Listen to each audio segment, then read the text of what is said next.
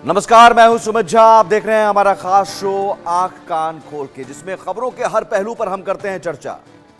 आंख कान खोल के में आज सबसे पहले बात होगी तालिबान की। पाकिस्तान के साथ तालिबान का तनाव इस वक्त हाई है और इसके बीच में एक बड़ा खुलासा हो गया है जिससे पाकिस्तान टेंशन में है, क्योंकि इस खुलासे की कड़ी अमेरिका से जुड़ी हुई है। बात कनाडा की भी होगी। जस्टिन ट्रूडो पीएम पद से इस्तीफा दे चुके हैं और अब यहां एक नए प्रधानमंत्री का चुनाव होना है। इस रेस में वैसे तो कई नाम हैं, लेकिन एक नाम से खालिस्तानियों में टेंशन है। वो नाम क्या है और टेंशन क्यों है, ये भी आपको बताएंगे।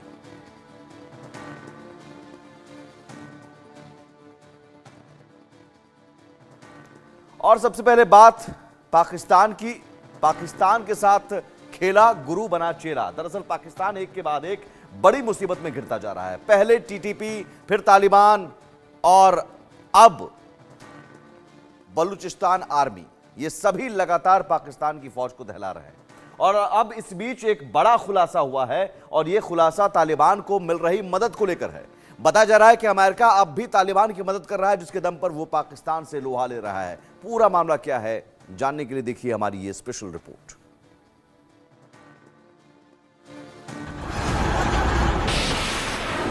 अल्हम्दुलिल्लाह।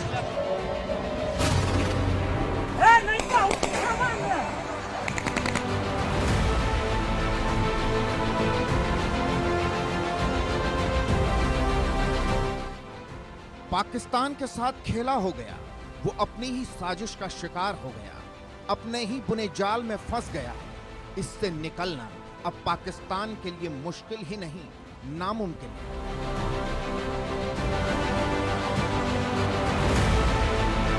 एक रिपोर्ट ने पाकिस्तान के होश उड़ा दिए हैं। प्रधानमंत्री शहबाज शरीफ हो, उनकी खुफिया एजेंसी आईएसआई हो या फिर पाकिस्तानी फौज, सब सकते में हैं, सब डरे हुए हैं और इनका डरना लाजमी भी है। तालिबान की इस ताकत का खुलासा हो गया है। वो पाकिस्तान को आंख कैसे दिखा रहा है, इसका खुलासा हो गया है।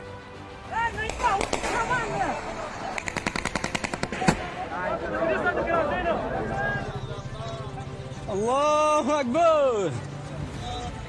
तालिबानी लड़ाके पाकिस्तान की सेना को कैसे सरेंडर करने पर मजबूर कर रहे हैं, खुलासा हो गया है। कैसे पाकिस्तानी चौकियों पर कब्जा कर रहे हैं, खुलासा हो गया है।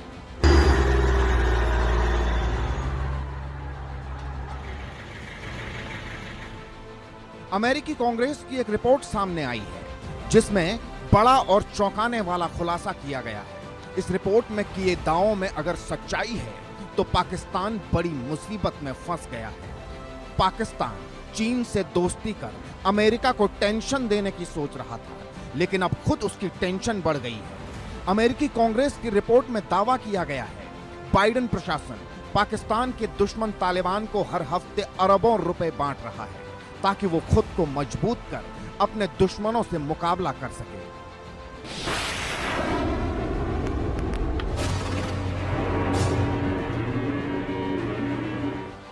अमेरिकी जर्नलिस्ट लारा लोगन ने एक्स पर अमेरिकी कांग्रेस की एक रिपोर्ट शेयर की है। डोनाल्ड ट्रंप के दोस्त और टेस्ला के मालिक एलन मस्क ने इस रिपोर्ट को रिट्वीट कर पूछा, क्या हम सचमुच अमेरिकी टैक्स पेयर्स का पैसा तालिबान को भेज रहे हैं? US special inspector general of Afghanistan reconstruction यानी SIGAR की एक रिपोर्ट बताती है, जब अमेरिका ने अफगानिस्तान छोड़ा था, $7 बिलियन के हथियार भी छोड़ दिए थे। $57.6 मिलियन का खजाना भी अमेरिका ने तालिबान को सौंप दिया था। तब से अब तक अमेरिकी सरकार तालिबान को लगातार पैसे भेज रही है। यूएन की रिपोर्ट के मुताबिक अगस्त 2021 से अमेरिका NGO PIO के जरिए $2.6 बिलियन तालिबान को दे चुका है। और अब अमेरिकी कांग्रेस की रिपोर्ट में दावा किया गया है बाइडेन प्रशासन तालिबान को हर हफ्ते $40 मिलियन यानी लगभग 3.5 अरब रुपए भेज रहा है। अमेरिका सबसे पहले अपना हित देखता है। दक्षिण एशिया में इस समय अमेरिका का हित पाकिस्तान के साथ बिल्कुल नहीं है, बल्कि पाकिस्तान जब से चीन की गोद में बैठा है तब से अमेरिका को वो रास्ते का कांटा लगने लगा है। तभी आप देखेंगे कि जिस समय लादेन पकड़ा गया था पाकिस्तान की सीमाओं के भीतर, उस समय अमेरिका चाहता तो पाकिस्तान को दंड दे सकता था, लेकिन तब उसको लगा था कि पाकिस्तान से अभी और भी फायदे लिए जा सकते हैं। लेकिन अब वक्त बदला है और इसी वजह से अमेरिका का रुख पाकिस्तान के खिलाफ काफी बदला बदला लग रहा है। अब यहाँ पर इस बात के सबूत मिलना थोड़ा मुश्किल है कि क्या हकीकत में बाइडेन प्रशासन ने तालिबान को पैसे दिए थे, लेकिन एक्चुअली अमेरिका की जो फितरत है वो यही बताती है कि अमेरिका ऐसा कर सकता है। इस रिपोर्ट के सामने आने के बाद पाकिस्तान का हलक सूख गया है, उसकी सांसें अटक गई हैं, क्योंकि इसी पैसे के दम पर तालिबान पाकिस्तान को सीधे चुनौती दे रहा है। अमेरिकी हथियारों के दम पर ही वो पाकिस्तान में हमले कर रहा है। तहरीक तालिबान पाकिस्तान की हर तरह से मदद कर रहा है और अब टीटीपी ने शहबाज सरकार को लेकर बड़ा ऐलान कर दिया है।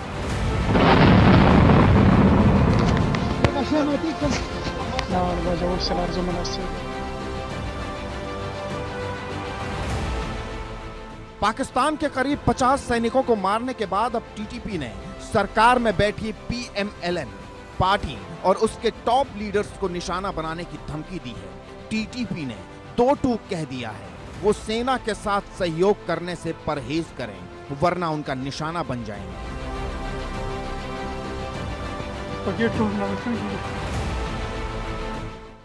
टीटीपी ने अपने संदेश में कहा, हमने हमेशा पाकिस्तानी सेनाओं को निशाना बनाया है। हमने कभी किसी राजनीतिक दल को निशाना नहीं बनाया, लेकिन राजनीतिक दल खासकर पीएमएलएन ने पाकिस्तानी सेना की तरह हम पर हमेशा झूठा आरोप लगाया। हम पीएमएलएन को आखिरी चेतावनी दे रहे हैं, हमारे और पाकिस्तानी बलों के बीच युद्ध में हस्तक्षेप न करें, नहीं तो हम आपको भी निशाना बनाएंगे। टीटीपी की इस धमकी से पीएमएलएन के नेता डरे हुए हैं, खौफ से भरे हुए हैं।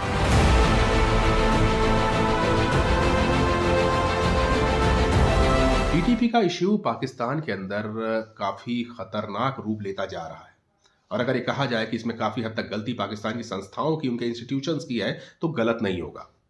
दरअसल पाकिस्तान आर्मी, जिसको ये जिम्मा दिया गया था कि वो टीटीपी को रोके, उसने रोकने के बजाय दमन चक्र चलाया, जिससे कि एक आम नागरिक जो कि ना टीटीपी के साथ था ना पाकिस्तान के बहुत राजनीतिक रूप से साथ था, वो भी अब टीटीपी के साथ अपने आप को देख रहा है और उस क्रांति का हिस्सा बनना चाहता है जो कि पूरे पाकिस्तान में टीटीपी लाना चाहता है। लेकिन शहबाज के डर की वजह केवल तालिबान और टीटीपी नहीं है, बलूचिस्तान लिबरेशन आर्मी ने भी शहबाज को टेंशन दे रखी है। खासकर इस खुलासे के बाद बलूचिस्तान लिबरेशन आर्मी के पास खुद की इंटेलिजेंस विंग भी है, जिसका नाम जिराब है।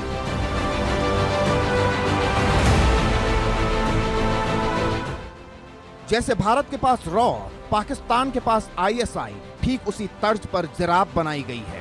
इस इंटेलिजेंस विंग को बने हुए अभी सिर्फ 2 से 3 महीने ही हुए हैं, लेकिन इन्हीं महीनों में कुछ बड़े हमलों में इसका नाम सामने आ चुका है।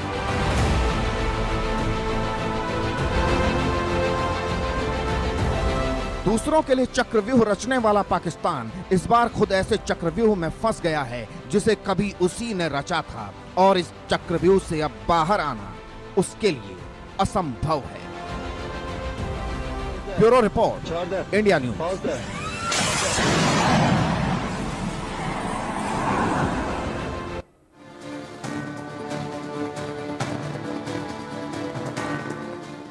अब उस जिराब के बारे में जान लीजिए। बलूचिस्तान लिबरेशन आर्मी ने जब जिराब का आधिकारिक ऐलान किया था, तब उसने कहा था जिराब बलूच लिबरेशन आर्मी की एक संगठित और कोऑर्डिनेटेड इंटेलिजेंस विंग है।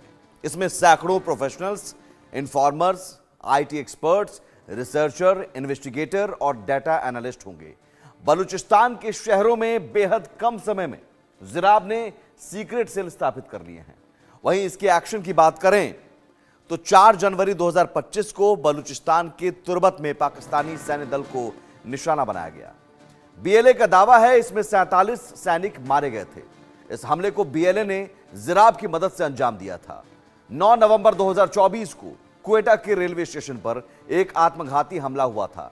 इस हमले में 2 दर्जन से अधिक पाकिस्तानी सैनिक मारे गए थे। इस हमले का जिम्मा भी बीएलए ने लिया और साथ ही कहा घटना को अंजाम देने के लिए रेकी उनके इंटेलिजेंस विंग जिराब ने की थी।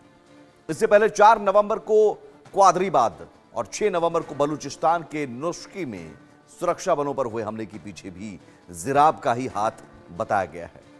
तो आप समझ सकते हैं जिराब कितना खतरनाक है। और हमारे साथ इस वक्त 2 मेहमान जुड़े हुए हैं।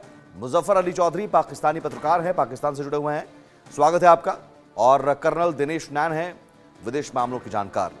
आप मुजफ्फर साहब, सबसे पहले मैं आपसे समझना चाहूंगा, अब ये जो खुलासा अमेरिकी कांग्रेस की जो रिपोर्ट है, जिसे एलन मस्क ने रिट्वीट करते हुए पूछा कि क्या हम टैक्स पेयर का पैसा जो है वो तालिबान को दे रहे हैं, लेकिन ये से पाकिस्तान की कहीं ना कहीं फजीहत और पाकिस्तान की सेना की नींद उड़ गई होगी कि जिस तालिबान से हम लड़ रहे हैं उसे तो अमेरिका फंडिंग कर रहा है। जी बिल्कुल, ये रिपोर्ट काफ़ी परेशान कुन है, ख़ासतौर पर पाकिस्तान के लिए, क्योंकि फंडिंग तो अमेरिका आज से नहीं कर रहा। फंडिंग तो अमेरिका कर रहा है 1979 से, जब जो रूस ने अटैक किया था उस वक्त से फंडिंग हो रही है। पहले फंडिंग पाकिस्तान को होती थी, पाकिस्तान के थ्रू तालिबान को होती थी, और उसमें जो है वो सारी चीज़ें पाकिस्तान की मर्ज़ी से की जाती थी। तालिबान भी पाकिस्तान की मर्ज़ी से ही काम करते थे। तो लेकिन अब वो वही फंडिंग जो है वो पाकिस्तान से हट के डायरेक्ट जो है वो तालिबान को जा रही है, और वो फंडिंग पाकिस्तान के खिलाफ इस्तेमाल हो रही है। तो ये काफ़ी परेशान कुन है। हालांकि जब हमने देखा आज से 3.5 साल पहले जब तालिबान ने टेक ओवर किया था, टेक ओवर क्या किया था, हैंड ओवर टेक ओवर हुआ था कि अमेरिकन फोर्सेस वहाँ से निकली और वो सारा का सारा जो असलहा है वो उनके हवाले करके गए। जैसे कि आपने अपनी रिपोर्ट में भी बताया, जो भी उनके पास रिजर्व थे वो सारे के सारे असली हालत में उनके हवाले किए गए। तो उस वक्त तो पाकिस्तान बहुत खुश था। हमारे जो उस वक्त डीजी आईएसआई हैं वो भी अफगानिस्तान में गए, वहां पर जाकर उन्होंने काबुल के अंदर जो है वो चाय पी, और इमरान खान ने एक ट्वीट भी की कि जी गुलामी की जंजीरें तोड़ दी गई हैं। कमर जावेद बाजवा उस वक्त के जो आर्मी चीफ थे वो भी बड़े खुश थे कि जी अब तो हमें मौजें लग गई कि हम जो तालिबान है उनकी हुकूमत बनेगी और उनको हम अपनी मर्जी के मुताबिक इस्तेमाल कर सकेंगे। लेकिन उनको ये नहीं पता था कि अमेरिका जाते जाते एक डबल गेम खेल ले। एक डबल गेम जो पहले अमेरिका के साथ पाकिस्तान खेल रहा था कि उनको एक तरफ तो अड्डे दिए थे अमेरिका को, दूसरी तरफ वो तालिबान की सपोर्ट भी कर रहा था अंदर खाने में, आपको पता ही होगा जी। तो अमेरिका भी जाते जाते फिर पाकिस्तान के साथ वो एक डबल गेम कर गया, और वो डील करके गया कि आप आज के बाद आप पाकिस्तान ने जैसा किया, जैसी करनी वैसी भरनी। आप अमेरिका से पैसे लेते रहे और अमेरिका के सबसे बड़े दुश्मन ओसामा बिन लादेन को आपने शरण दी, आपने जगह दी और अमेरिका से झूठ बोलते रहे। तो अमेरिका तो फिर आपकी पूजा तो नहीं करेगा, आपकी सेवा तो नहीं करेगा, तो फिर तो आपके बड़े दुश्मन को वो खड़ा करेगा। बिल्कुल बिल्कुल, अब वो यही हो रहा है ना कि अब पाकिस्तान में तो बड़ी खुशियां मनाई जा रही थी उस वक्त की, जी अब एक हमारे हमसाये में एक ऐसी गवर्नमेंट आ गई है, एक ऐसी हुकूमत आ गई है कि जो पाकिस्तान की हमनवा होगी, जो पाकिस्तान की मर्जी के मुताबिक वहां पर फैसले किए जाएंगे। लेकिन उनको क्या पता था कि ये अमेरिका जो है वो जाते हुए इनके कान में एक बात कह गया कि भाई आइंदा के बाद में आपको पैसे डायरेक्ट मिलेंगे और आपने हमारी मर्जी के मुताबिक काम करना है, आपने जो हम कहेंगे वैसे करना। और वही चीज़ें हुई।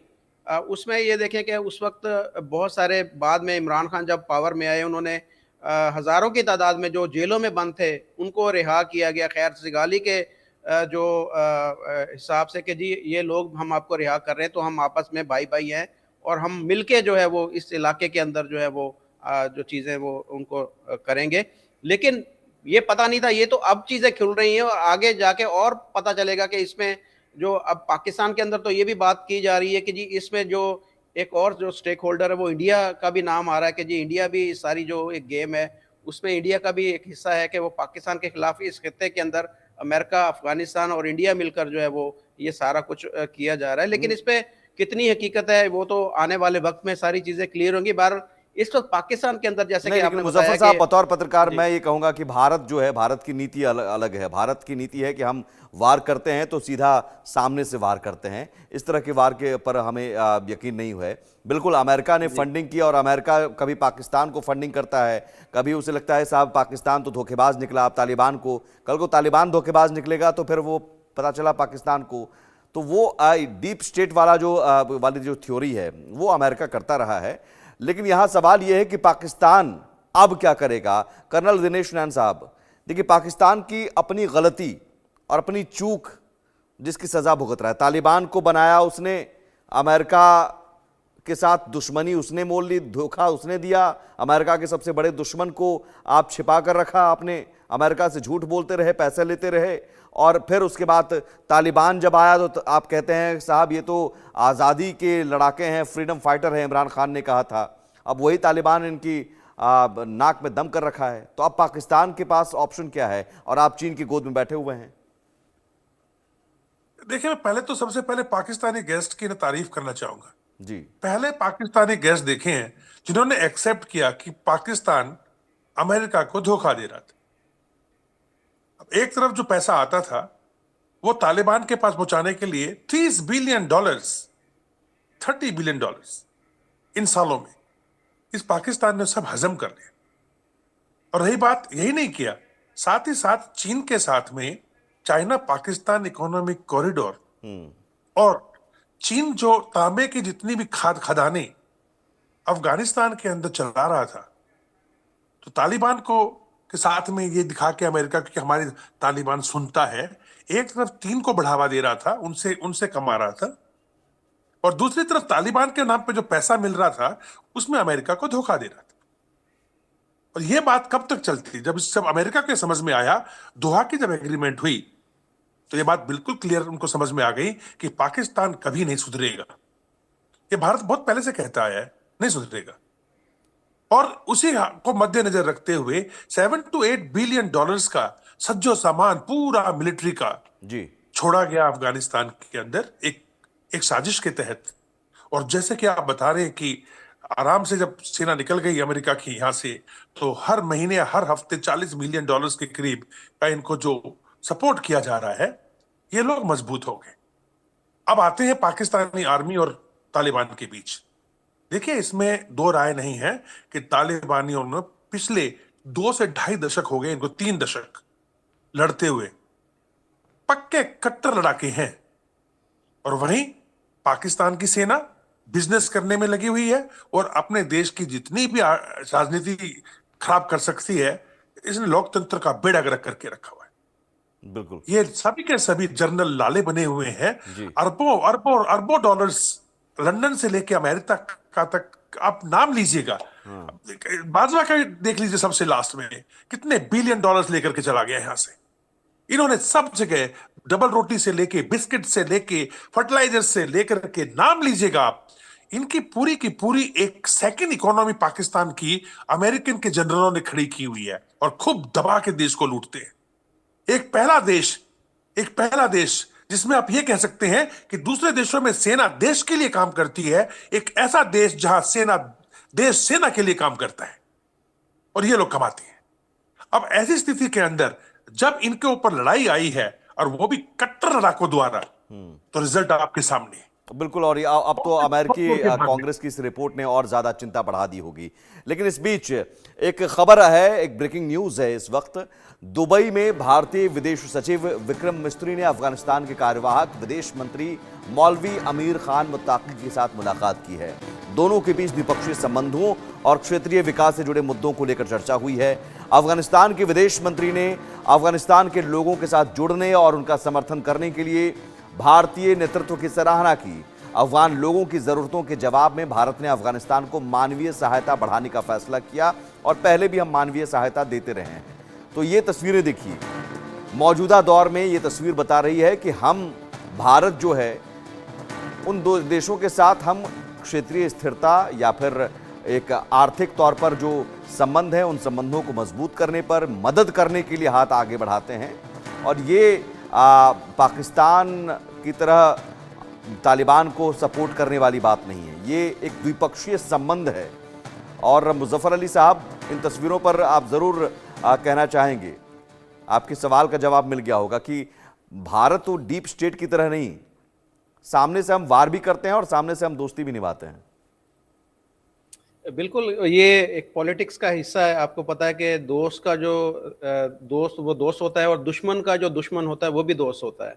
तो यहाँ पर भारत की जो स्ट्रेटेजी वो यही है कि दुश्मन का जो दुश्मन है, अब अफगानिस्तान, क्योंकि पाकिस्तान दुश्मन है और पाकिस्तान का दुश्मन अफगानिस्तान है, तो वो डेफिनेटली यहाँ पर वो दोस्त जो है वो बन सकता है। तो लेकिन मैं ये अगर 3.5 साल पीछे मैं जाऊँ तो उस वक्त भी मैं कुछ वीडियोस, पुरानी वीडियोस देख रहा था कल, तो उसके अंदर पाकिस्तानी मीडिया तो खुशी का इजहार कर रहा था कि जी तालिबान ने टेक ओवर कर लिया, तालिबान हुकूमत आ गई। लेकिन उस वक्त आपके जो भारत के जो मीडिया था या भारत के जो पॉलिटिशियन थे, वो फिक्रमंद थे, वो इस चीज़ को लेके थे कि जी ये टेररिस्ट आ गए हैं यहाँ पर। और लेकिन ये 3.5 सालों में कौन सी ऐसी चीज़ें हुई हैं कि वो पाकिस्तान जो है उनका दुश्मन बन गया, और आप जो है वो उनके वो दोस्ती के पैगामात वो भेजे जा रहे हैं और दोस्ती के दावे किए जा रहे हैं। ये सारी चीजें तो अभी ये तो पाकिस्तान बेहतर बता सकता है ना, क्योंकि तालिबान को तो खड़ा पाकिस्तान ने किया है। तो ये तो पाकिस्तान बेहतर बता सकता है कि आपके पाले पोसे हुए लोग आपके जाने दुश्मन क्यों बन गए। बिल्कुल, बात आपकी बिल्कुल सही है कि यही वो लोग हैं, इनमें मोस्टली तो पाकिस्तानी हैं जो पाकिस्तान के मदरसों से पढ़ के निकले हुए हैं। और मौलाना फजलुर रहमान जो पाकिस्तान के सीनियर, आपको पता है कि पॉलिटिशियंस हैं, उनके बहुत ज़्यादा असर और रसूख है अफगानिस्तान के अंदर इन लोगों के साथ, क्योंकि ज़्यादातर उन्हीं के मदरसों से ये पढ़ के निकले। लेकिन अब वो उनके दिल में पाकिस्तान के लिए वो वाले जज्बात नहीं है कि जैसे कि आपने बताया, आपने जिक्र भी किया कि पाकिस्तान मुस्लिम लीग नवाज को अब धमकी दी जा रही है कि वो सिर्फ इस चीज़ के ऊपर कि उन्होंने उनका नाम तजवीज़ किया है, उनको फितनातुल खवारिज का नाम है, खारजी कहा जा रहा है। इस चीज़ के ऊपर इतराज़ है कि हमें खारजी क्यों कहा जा रहा है, हमें फितना क्यों बोला जा रहा है। तो उनको भी धमकियां मिल रही हैं। उसके साथ साथ जैसे आपने अपनी रिपोर्ट में बताया कि आर्मी के जो जितने भी बिजनेस हैं, कोई वो मिल है, कोई वो बैंक है, वो कोई इस तरह का इदारा है, उन सबको भी उन्होंने टारगेट करने का बोला गया। तो इस सारी चीजों को लेकर आप इसमें एक संदेश भी है। मैं मुजफ्फर अली साहब आपसे भी समझना चाहूंगा, उसके बाद फिर जो कर्नल साहब ने भी कहा कि सेना देश के जो है, देश के लिए सेना काम करती है। यहाँ पर देश सेना के लिए काम कर रहा है और सेना, पाकिस्तानी सेना मतलब सब कुछ। तो क्या यही एक बड़ी वजह रही कि जो भी आपके दोस्त बनते हैं वो आपके दुश्मन बन जाते हैं और पाकिस्तानी सेना सिर्फ और सिर्फ अपने व्यक्तिगत हित पर ध्यान देती है, बजाय इसके कि देश हित पर वो ध्यान दे, या अगर दूसरे राष्ट्र, दूसरे पड़ोसी देशों के साथ संबंध बनाने पर आप ध्यान दें, वो व्यक्तिगत हित पर ध्यान देती है। कैसे फंड कहाँ से लिया जाए, कितना हम ऐशो आराम की जीवन जी सकें, चंद लोग। जी, इसमें मैं समझता हूं कि फॉरेन पॉलिसी का बड़ा अमल दखल है। फॉरेन पॉलिसी देखें, अगर पाकिस्तान की आर्मी बैठ के बनाती तो फॉरेन मिनिस्टर जो है उसको रिजाइन कर देना चाहिए कि भाई मैं, अगर मेरे कहने के ऊपर ये पॉलिसी नहीं बन रही, या पाकिस्तान का जो प्राइम मिनिस्टर, देखिए उस वक्त की जो फॉरेन पॉलिसी थी, जो हम बात कर रहे हैं कि जो जितने भी तालिबान जो पाकिस्तानी जेलों में गिरफ्तार थे, बंद थे, उनको तो इमरान खान साहब ने उनको रिहा करवाया। इमरान खान साहब ने ट्वीट की थी उस वक्त, ये बोलते कि भाई ये हमारी पॉलिसी नहीं है, हमारे लिए अपना मुल्क सबसे पहले है। तो असल में जो पाकिस्तान के अंदर मसाइल की जड़ हो, वो कोई आर्मी चीफ हो या प्राइम मिनिस्टर हो, उसकी प्रायोरिटी जो है वो मुल्क होता ही नहीं, वो कंट्री होता ही नहीं, उसकी सोच होती ही नहीं कि हमने जो फैसला करना है उसका पाकिस्तानी सेना में आते ही है इसलिए क्योंकि हम अमीर बन जाएं, धन इकट्ठा कर लें और विदेशों में हम बस जाएं। वो सारे ही हैं, वो पॉलिटिशियन भी हैं। पॉलिटिशियन भी देखे ना, 22,000 के करीब इस वक्त ब्यूरोक्रेट ऐसे हैं कि जिनके पास ड्यूल नेशनैलिटी है, कि वो उनको पता है कि जब मुल्क के हालात खराब होंगे हम यहाँ से टिकट कटाएंगे और बाहर चले जाएंगे। तो ये सिर्फ आर्मी को इसमें मैं कहता हूँ क्रिटिसाइज नहीं करना चाहिए। इसमें पाकिस्तान की जो जितनी भी एलीट क्लास है या रूलिंग के सारे इसके अंदर इन्वॉल्व हैं, वो अपने फायदे के लिए हुकूमत के अंदर आते हैं और अपने फायदा उठाते हैं और वो यहाँ से निकल जाते हैं। उसमें आप जो भी पार्टी उठा के देख लें, वो पीटीआई हो, पाकिस्तान मुस्लिम लीग नवाज हो, वो पीपल्स पार्टी हो, सारे के सारे लोग वही हैं कि जो अपना फायदा पहले रखते हैं और उनके लिए जो है वो नेशन कहीं भी स्टैंड नहीं कर रही होती। तो यही पहली बार है और अच्छा लगा कि बतौर पत्रकार आपने पाकिस्तान की आवाम की तरफ से ये बात रखी, क्योंकि अक्सर लोग होते हैं वो सत्ताधारी पार्टी के प्रवक्ता के तौर पर बजाय पत्रकार के तौर पर आपने निष्पक्ष टिप्पणी रखी कि पाकिस्तान की हालत यही है, इसीलिए है क्योंकि चंद लोग जो हैं सत्ताधारी, सत्ता में रहने वाले सियासतदान जो हैं और सेना में जो हैं, वो सिर्फ अपने हित देखते हैं, मुल्क के हित नहीं देखते हैं। और यही हालत है कि तमाम जो विद्रोही गुट हैं वो दुश्मन बनते हैं और फिर डीप स्टेट, अगर अमेरिका कोई फंडिंग कर दे, चाइना कोई फंडिंग कर दे, तो फिर वो आप समझिए कि उसी के सहारे रहते हैं। इन सब के बीच परेशानी बहुत बड़ी है। पाकिस्तान की परेशानी अमेरिका, तालिबान, टीटीपी और बलूचिस्तान लिबरेशन आर्मी ही नहीं बढ़ा रहे, पाकिस्तान के नौकरशाह भी शहबाज को टेंशन दे रहे हैं। जो मुजफ्फर अली साहब ने कहा कि 22,000 ब्यूरोक्रेट्स की बात उन्होंने की, नेशनल असेंबली की एक समिति को सूचित किया गया है। देश के 22,000 से ज्यादा नौकरशाहों के पास दोहरी नागरिकता है, जिससे राष्ट्रीय सुरक्षा को लेकर चिंताएं बढ़ गई हैं। नेशनल असेंबली पाकिस्तानी संसद का निचला सदन है। राजा खुर्रम नवाज की अध्यक्षता में आंतरिक मामलों से संबंधित नेशनल असेंबली की स्थायी समिति की बैठक हुई। बैठक में सदस्यों ने इस चलन पर चिंता जताई, खासकर नौकरशाहों, न्यायाधीशों और सांसदों के लिए इस चलन को प्रतिबंधित करने के लिए कड़े कदम उठाने की मांग की है। बैठक में प्रस्तावित कानून पर विचार विमर्श किया गया, जिसके तहत उन देशों के नागरिकों को पाकिस्तानी पासपोर्ट दिया जाएगा जिनके साथ पाकिस्तान की दोहरी नागरिकता समझौते हैं। समिति के सदस्य अब्दुल कादिर पटेल ने आश्चर्य जताया, नेशनल असेंबली के सदस्यों और न्यायाधीशों के लिए दोहरी नागरिकता प्रतिबंधित है, जबकि नौकरशाहों के लिए ऐसी रोक नहीं है। उन्होंने प्रस्ताव दिया, विधेयक में यह सुनिश्चित करने के लिए प्रावधान शामिल किया जाना चाहिए, दोहरी नागरिकता वाले व्यक्तियों को नौकरशाह के तौर पर नियुक्त न किया जाए।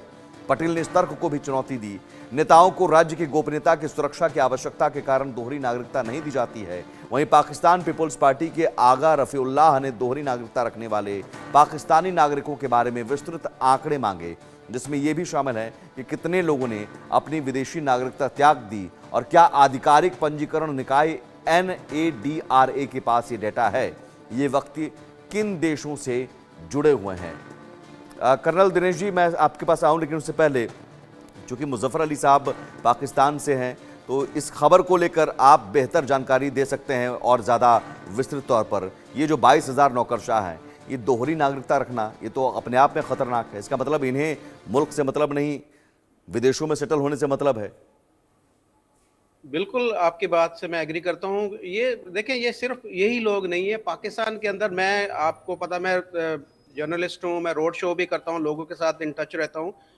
जब भी मैं सवाल करता हूँ पाकिस्तानियों से, ये सवाल करता हूँ कि उनके लिए नेशन फर्स्ट है या रिलीजन फर्स्ट है, तो वो यही बात करते हैं, हमारे लिए रिलीजन फर्स्ट है। तो वो नेशन कहीं स्टैंड ही नहीं कर रही होती। इसी तरीके से पाकिस्तान के अंदर जितने भी लोग हैं वो पीपल्स पार्टी का लोग है, तो उसके लिए अपनी कंट्री बाद में, उसके लिए उसका लीडर पहले है। इसका मतलब ये मुसीबत जो है TTP, बलूच लिबरेशन आर्मी या फिर अमेरिका तालिबान मुसीबत नहीं है, मुश्किल नहीं है। कर्नल दिनेश साहब, ये मुश्किल तो इनके अपने जो हैं, कहते हैं कि आपको अपनों ने डुबोया, तो यहां तो इनके अपने ही डुबा रहे हैं। देखिए, पहली बात तो मैं मुजफ्फर अली साहब को बोलूंगा कि काफी खुल के बोल रहे हैं, और ये ऐसा बोलना पाकिस्तान के अंदर मैं मानता हूं कि काफी खतरनाक है आज के सिनेरियो के अंदर। तो मैं इनसे सजेस्ट करूंगा कि थोड़ा सा हम ये अपना ख्याल रखें। अब रही बात, जो पॉइंट इन्होंने बोला कि क्या बात है ऐसी जो कि तालिबान इनको धोखा देगी। देखिए, तालिबान को ब्रीफिंग दी गई अमेरिका द्वारा कि हमने इतना पैसा आपके लिए भेजा था और बीच में सारा पाकिस्तान खा गया, और ये लोग आपके साथ भी गेम खेल रहे हैं, हमारे साथ भी गेम खेल रहे हैं। और एक संधि हुई शायद चुपचाप से पर्दे के पीछे, जैसे कि आप बता रहे डीप स्टेट की, और अमेरिका ने जो है कि सोचा कि जहां पे एक और पाकिस्तान जो है अपने ये तालिबान हक्कानी ग्रुप जो है उसको मिलाकर के, उसका साथ लेकर के और कुछ वॉरलॉर्ड्स को लेकर के चीन को मदद कर रहा है अपने आराम से खदानें चलाने के लिए, और वहां पे अमेरिका पैसा भी खर्च कर रहा है और लोग भी मर रहे हैं उसके। तो उन्होंने कहा हम क्या फायदा है इससे अफगानिस्तान के अंदर, तो ये लोग चले गए।